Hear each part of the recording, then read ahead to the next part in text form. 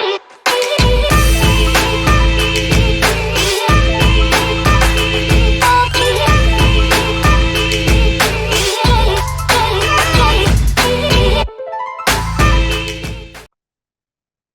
going on, bro? How good, man.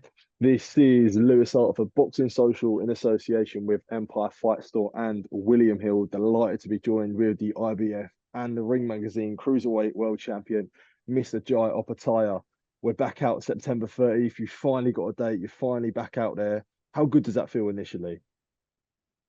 Good, man. Finally, contract signed, so I know the date's happening, and excited to get in the ring, bro.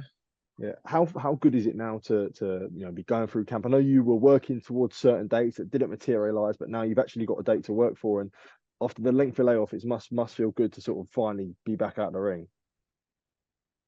Yeah, it's good to have a date locked in. You know, the contracts are signed, so it's there's no more sort of finishing the gym, ringing, Mickey. I was like, is the fight on? Is the fight on? Stuff like that. So the contract's signed, and me and my whole team are ready to display what we've been working on for this whole year. So, And with the layoff, these so many things that were out of your hands, contractual issues, injuries and stuff.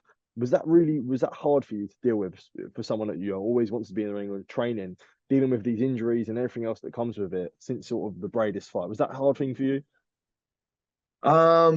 it was hard in certain ways, but in other certain ways, we've really grown. We've really learned. And like you said, we've had so many training camps, unfortunately without fights, but every training camp's gotten better. Every training camp we've learned more new things. We've gotten stronger. We've gotten faster, and I feel like I'm yet to show the best performance I can do, and I'm excited to come over to England and do that. Yeah, and especially with people when they have inactivity that you can't help. You just said there about how much you've worked on, how much it's almost improved you in a way. So do you look at it on a positive way that even though this has been a frustrating time to me, where you want to be in fights. I've learned a lot from not being from being out of the ring anyway, and it's been a year of growth in a way. Yeah, definitely. And there's growth in everything. You know what I mean? You can either learn from it. You know what I mean? And that's what we've done. We've learned so much, and we've had some awesome training camps, and like I said, we're progressing. Everything's getting better and better. So I'm just excited to sort of get in the ring and show the growth. You know what I mean? Like usually after all this time, you can have a few fights and you can see the potential grow, but unfortunately, I haven't had the fights, but I've just been sort of benefiting it behind the scenes, sort of thing. You know what I mean? Because I've stayed active and I've stayed, fit and strong, and just kept working on certain things. So, I'm ready. I'm ready for this big fight. So, we mentioned there about sort of contractual things and this and that. The obvious thing that especially people in the UK were talking about was the whole situation of Richard Riakporhe and Boxer pulling out the purse bids. Not only did you have that, but you had Mateusz Masternak as well. How frustrating was that to deal with, especially with the Riakporhe situation where there were so many sort of obstacles that went into it, and then to pull out on the day as well? yeah, it was very frustrating, man. It was I feel like it was pretty stupid. You know what I mean? Like the whole situation was just a circus. I don't know why we had to beat around the bush for things like that, and I'm sure it's not the fighter's fault. It's when the business side gets involved with the boxing, it just becomes a what I mean, a circus. But it is what it is. It's happened, and we're not looking back, we're looking forward, and all we do is focus on September 30. And was there a lot of frustration towards? I know sort of Eddie and your other promoters. It wasn't really sort of down to them, but obviously from a boxer side of you, where they had Riakporhe and then they pulled out the first bid, then they tried to they tried to contact your promoters again. Did you have a feeling of like you was getting messed around a little bit? Yeah, definitely. I thought I was getting messed around a bit, but whether I sit here and let it burn me, or I can just go to the gym, train, and when the time does come, because the time will come when I get to showcase it, that's when I'll show it. You know what I mean? These things are out of our control, so there's no point, kicking and screaming about it. We just stayed focused.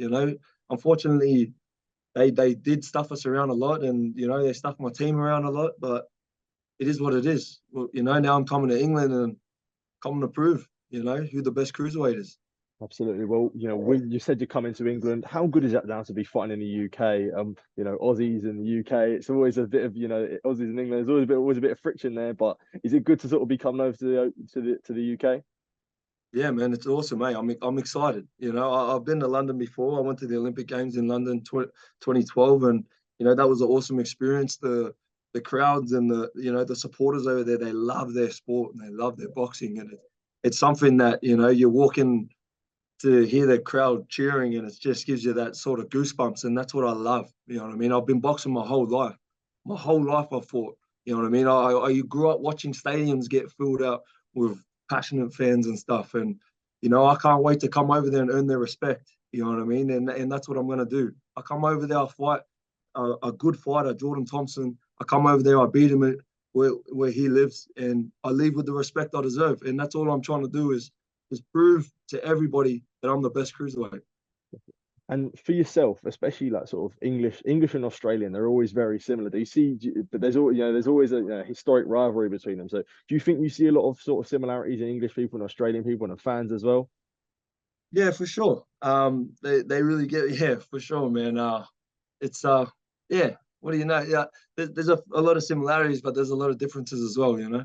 Yeah, 100%. And we talk about cruiserweight division, and it's a thriving division at the moment. And you said there about going to the UK.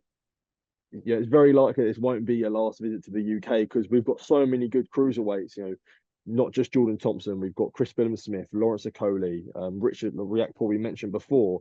Do you ever look at yourself and almost think that, you know, I know you don't base your career around other guys, but you want to be the boogeyman that keeps coming to the UK and taking these, you know, the best cruiserweights out?